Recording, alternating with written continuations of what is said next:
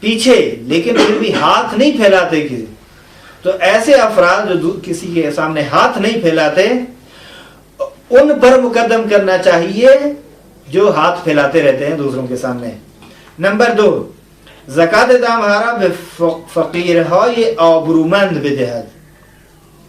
دیکھیں جانوروں کی جو زکات ہے گائے کی یا بھیڑ کی یا اونٹ کی، کہتے ہیں کہ جو حیثیت والے ہوں، عزت والے ہوں، آبرو والے ہوں، ان فقیروں کو زکات دینی چاہیے. نمبر 3، کہتے ہیں کہ زکات کو کھلم کھلا اور صدقے کو مخفیانہ طور پر دینا چاہیے. کیوں؟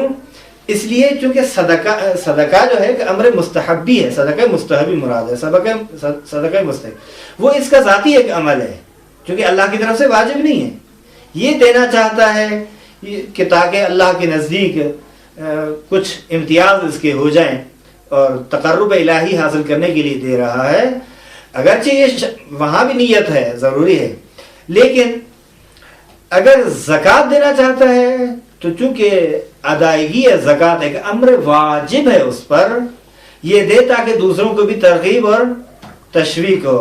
البتہ یہ نص کی خاطر ہے جو کہ نص اس طرح بیان کر رہی ہے. دوسری بات یہ کہ اگر صدقہ مستحبی بھی ترغیب اور تشویق کے عنوان سے ہو تو اسے بھی آپ علناً اور کھلم کھلا دے سکتے ہیں، ظاہر ظہور. صفحہ نمبر 239 میں زکوٰۃ فطرہ، یہ آخری بحث جو ہے اس میں زکوٰۃ کے بارے میں، یہ فطرے کی، اس کے بعد خمس کا مسئلہ شروع ہو جائے گا. زکوٰۃ فطرہ کہتے ہیں کہ پس از پایان یافتہ ماہ مبارک رمضان، ماہ مبارک رمضان جب ختم ہو جاتا ہے تو عید الفطر کی رات جو ہے آ جاتی ہے. کہتا ہے کہ چونکہ اس عید الفطر کی رات میں کچھ ایسے افراد ہوتے ہیں جو مستحق ہوتے ہیں کہ ان کو یہ زکوٰۃ دی جائے، اس کو زکوٰۃ فطرہ کہتے ہیں. کہتے ہیں کہ افرادی کے دورہ شرائطی باشند. اب وہ کن کن پر زکوٰۃ فطرہ واجب ہے، وہ 5 افراد ہیں جن کا بعد میں ذکر کریں گے. چلیں ابھی سے بیان کر دیتے ہیں. سب سے پہلے بالغ ہو، نمبر 2 عاقل ہو، نمبر 3 کسی کا غلام نہ ہو، عابد نہ ہو، نمبر 4 فقیر نہ ہو، نمبر 5 نانخور دیگران نہ باشد، یعنی کھانا وغیرہ کسی اور کہ دسترخوان پر بیٹھ کر نہ کھاتا ہو، یہ نہیں وہ کسی کے ذمے اس کی کفالت وغیرہ نہ ہو. یہ 5 شرائط ہوں گی. تو کہتے ہیں کہ شرائط افرادی کے دورہ شرائطی باشند مندرجہ ذیل شرائط جن کا بھی ذکر کیا گیا. کہتے ہیں کہ اگر یہ شرائط والے افراد موجود ہوں تو زکوٰۃ ان کو ادا کرنی چاہیے کہ مقدار و موارد آن خواہد آمد، کہ وہ کس مقدار میں زکوٰۃ ادا کرے اور کہاں کہاں یہ زکوٰۃ دے. کہتے ہیں وہ مقامات مشخص کیے جائیں گے، معین کیے جائیں گے. کہتے ہیں ایسی زکوٰۃ کا نام زکوٰۃ فطرہ ہے، اسے زکوٰۃ فطرہ کہا جاتا ہے. افرادی کے در شب عید فطر دارائے ان شرائط باشد زکوٰۃ فطرہ بنا واجب ہے. وہ افراد جو عید کی رات مندرجہ ذیل شرائط رکھتے ہوں ان کا زکوٰۃ فطرہ ان کے لیے واجب ہے کہ اپنی طرف سے زکوٰۃ فطرہ ادا کریں، یا وہ شخص جو گھر کا مثلا بڑا ہے وہ سب کی طرف سے ادا کر دے. نمبر 1 جو شخص بالغ ہے اس پر واجب ہے. نمبر 2 عاقل. نمبر 3 کسی کا بندہ نہ ہو، عابد نہ ہو. نمبر 4 فقیر نہ ہو. نمبر 5 نانخور دیگران نہ باشد. اب ان کی وضاحت کریں گے. کہتے ہیں فردی کے دورہ شرائط فوق باشد باید زکوٰۃ خضرہ و کسانی کے در مغرب شب عید فطر نانخور او ہستند را بپردازد. کہتے ہیں ایک شخص جن میں مذکورہ شرائط پائے جا رہے ہوں وہ اپنی زکوٰۃ اور ان افراد کی زکوٰۃ جو مغرب کے وقت عید فطر کی رات اس کے نان خور ہوں، یعنی روٹی نان نفقہ اسی سے مربوط ہو. کہتے ہیں ان سب کی زکوٰۃ اس کو دینا پڑے گی، چاہے چھوٹے ہوں یا بڑے، مسلمان ہوں یا کافر. یہ سب یعنی بچوں کی پرورش کر رہا ہے تو بھی، یا کچھ بڑے افراد ہیں یا مسلمان ہیں کافر ہیں. خرچ آنن برو واجب باشد یا نہ باشد، چاہے ان تمام افراد کا خرچہ اس پر واجب ہو یا خرچہ واجب نہ ہو. شہر میں ہوں، در شہر خود او باشد اس کے شہر میں رہتے ہوں، یا کسی دوسرے شہر میں، بس ہم بریکٹ میں کہتے ہیں یعنی اگر حتی اگر فرزند او که نان خور اوست به مسافرت رفته باشد باید زکات او را بدهد. مثلا بیٹا ہے سفر پر چلا گیا ہے، مثلا لندن گیا ہے، انگلینڈ گیا ہے، مثلا علم حاصل کرنے کے لیے، کہتے ہیں کہ اگرچہ وہ مسافرت پہ گیا ہے، سفر پر گیا ہے، تو اس صورت میں چونکہ اس کا خرچہ اور اخراجات تمام کے تمام باپ سے متعلق ہیں، باپ ہی تمام خرچہ دیتا ہے، لہٰذا زکوٰۃ فطرہ بھی اگرچہ موجود نہیں ہے اس شہر میں، باپ پر ضروری ہے. و همچنین مهمانی که با رضایت او پیش از غروب شب عید فطر وارد خانه شده. مثلا کسی کو دعوت دی اور وہ نماز مغرب سے پہلے، غروب آفتاب سے پہلے اسی رات عید الفطر میں اس کے گھر آتا ہے، تو کہتے ہیں اس کی زکوٰۃ بھی اس کی طرف سے ادا کرنی پڑے گی. نمبر مقدار زکوٰۃ فطرہ. اب بحث جدا ہے کہ آیا فطرے کی زکوٰۃ کی مقدار کتنی ہونی چاہیے. کہتے ہیں ہر شخص 1 صاع یعنی تقریباً 3 کلو وہ چیزیں جو استعمال کرتا ہے، چاہے گندم زیادہ استعمال کی جا رہی ہو تو وہ گندم دینی پڑے گی 3 کلو، یا اس 3 کلو کی قیمت جو استعمال کیا جا رہا ہے، یا کھجور استعمال کی جا رہی ہے، یا کشمش، یا مثلا آٹا، مثلا اس کا چاول ہے، یا مکئی وغیرہ ہے، ذرت، یا اس طرح کی اور چیزیں جو بھی زیادہ استعمال کی جا رہی ہو چیز، اس کے 3 کلو بعنوان زکوٰۃ فطرہ ادا کرنے ہوں گے. اب یہ ہے کہ جن سے زکوٰۃ فطرہ بس 3 کلو جو 1 صاع کے برابر ہے ہر شخص کے بدلے میں. زکوٰۃ فطرہ میں یہ چیزیں ہیں. زکوٰۃ فطرہ کی جنس میں گندم ہے جسے گندمی کہتے ہیں، جو کو خرما وہی کھجور ہے، کشمش اسی کشمش کو کہتے ہیں برنج، اس کو چاول کو کہتے ہیں، ذرت وہی مکئی ہے، یا اس کے علاوہ باجرہ ہے وغیرہ ذالک. وجوب زکوٰۃ کا وقت کب ہے؟ زکوٰۃ فطرہ کو کب واجب ہے دینا؟ کہتے ہیں شب عید فطر دینا واجب ہے. اچھا، وقت پرداخت زکوٰۃ فطرہ کب سے کب تک ہے؟ کہتے ہیں کہ شب عید سے لے کر عید الفطر کے دن ظہر تک آپ دے سکتے ہیں، لیکن بہتر یہ ہے کہ اسی عید کے دن دے.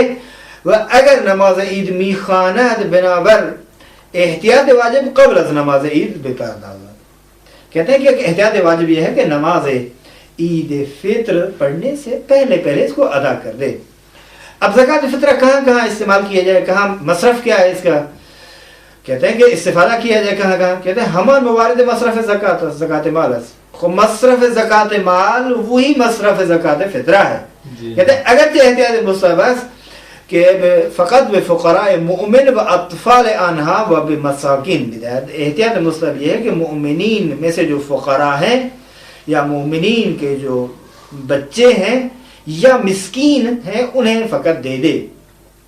احکام زکوٰۃ فطرہ، یہ احکام زکوٰۃ سے 4 حکم بیان کریں. سب سے پہلا حکم یہ ہے، کہتے ہیں کہ وہ شخص جس کے سال کا خرچہ کہ مخارج سال خود و اہلش و عیالش را ندارد، کہتے ہیں وہ شخص جو اپنا سال کا خرچہ خود نہیں کر سکتا یا اپنے اہل و عیال کا خرچہ بھی وہ خود کسب نہیں کر سکتا، اور وہ کسبی ہم نہ دارد، کوئی ذریعہ معاش بھی اس کا نہیں ہے کہ جس کے ذریعے سے وہ اپنا زندگی کا چرخہ چلائے. کہ بتواند مخارج سال خدرا و اہل و عیال عشرہ تامین کند. کہتے ہیں ایسے شخص کو فقیر کہتے ہیں.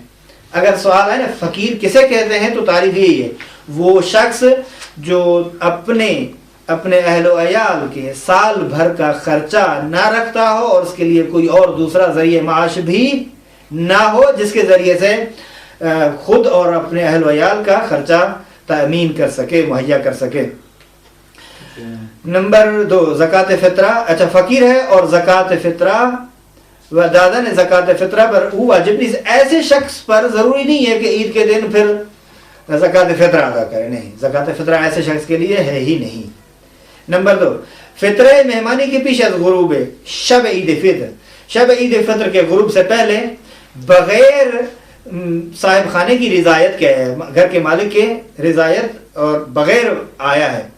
کہتے ہیں در صورتی کے نانخور او حساب شود، کہتے ہیں کہ جب وہ اس کے سفرے پہ پلنے والا حساب کیا جائے، اس کے مثلا نان و نفقہ پر پلنا حساب کیا جائے، تو کہتے ہیں واجب ہے اس کی طرف سے بھی زکوٰۃ فطرہ ادا کرے. وہ ہم چنین فطر کسی کے انسان کو مجبور کر دے کہ خرچی اور اور اسی طرح ہر وہ شخص جس نے اسے مجبور کیا ہے کہ اس کا خرچہ وہ دے دے، اس کا خرچہ بھی اس میزبان پر واجب ہے، اس شخص پر. نمبر 3 پہلے میں چونکہ مہمان آ رہا ہے میزبان پر واجب ہے، دوسرے میں اس شخص پر. نمبر 3 اس مہمان کا فطرہ جو بعد از غروب شب عید فطر گھر میں آیا ہے، صاحب خانہ پر ضروری نہیں ہے بلکہ اس پر خود ہے. مثلا افطار کسی اور جگہ پر کر کے دوسرے کے گھر چلا گیا، خود مہمان پر واجب ہے کہ فطرہ ادا دے، میزبان پر واجب نہیں ہے. اگرچہ پیش از غروب اورا دعوت کر دے واجب،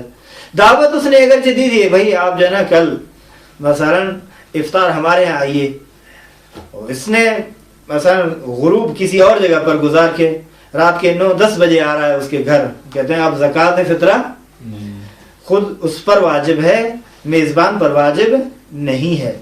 نمبر 4 آخری حکم جو ہے اس بحث میں، پھر ویسے خمس ہے. سب سے پہلے کہتے ہیں کہ جو شخص کسی کے دیگری باید فطر او را بدہد واجب نیست فطر خود را بدہد، وہ شخص جو دوسرا فرد اس کی طرف سے زکوٰۃ فطرہ دے رہا ہے، اس پر ضروری نہیں ہے کہ خود پرداخت کرے. کسی کی دیگری باید فطر او را بدہد، مثلا وہ شخص کہ کسی اور کے ذمے ہے کہ وہ اس کا فطرہ ادا کرے، واجب ہے دوسرے کے ذمے اس کا فطرہ. کہتے ہیں ایسے شخص پر واجب نہیں اس کے فطر خود را بدہد، وہ اپنا فطرہ دے، ظاہر وہ دوسرے کے ذمے ہے. مثلا وہی مہمان جو گیا دعوت کے ذریعے سے اور بلایا گیا اور غروب شب عید فطر سے پہلے پہلے اس کے پاس پہنچ گیا، تو اب میزبان پر واجب ہے، خود اس مہمان پر واجب نہیں ہے. یہ بحث ہے صفحہ نمبر 242 پر، عنوان بحث ہے خمس. خمس کی مباحث جو ہیں کوشش کرتے ہیں کہ بیان کیے جائے، اس کے بعد ہم امر بالمعروف اور نہی عن المنکر کا مسئلہ بیان کریں گے. اس کے بعد بحث جائے گی دوسری طرف. عنوان خمس مسئلہ کہ مسلمانوں کی اقتصادی تکالیف میں سے ایک تکلیف خمس کی ادائیگی ہے، اس معنی کے ساتھ کہ کچھ مقامات میں وہ اپنے مال کا 5واں حصہ برائے مصارف مشخصی بے حاکم اسلامی بپردازد. کہتے ہیں کن اہداف کے پیش نظر؟ کہتے ہیں ان مصارف کے پیش نظر جو مشخص اور معین کیے گئے ہیں، یعنی کن کن جگہوں پر خرچ کرنا چاہیے. کہتے ہیں کہ یہ خمس حاکم اسلامی کو دینا چاہیے. کن چیزوں میں خمس واجب ہوتا ہے؟ کہتے ہیں 7 چیزوں میں خمس واجب ہو جاتا ہے. نمبر 1 آنچے از خرچ سال زیاد بیاید. کہتے ہیں کہ سال کے خرچے کرنے کے بعد جو بچ جاتا ہے اس کا 5واں حصہ، یعنی منفعت کسب، خود ظاہر ایک نوکری ہے کما رہا ہے اس پر. نمبر 2 معدن. نمبر 3 گنج. نمبر 4 کہتے ہیں کہ غنائم جنگی، وہ جواہر جو دریا میں یا سمندر میں، مراد دریا سے وہی سمندر ہے، سمندر میں غوطہ لگانے کے سبب سے وہ ہاتھ میں آئے ہیں، یعنی غواسی کام ہے اس کا.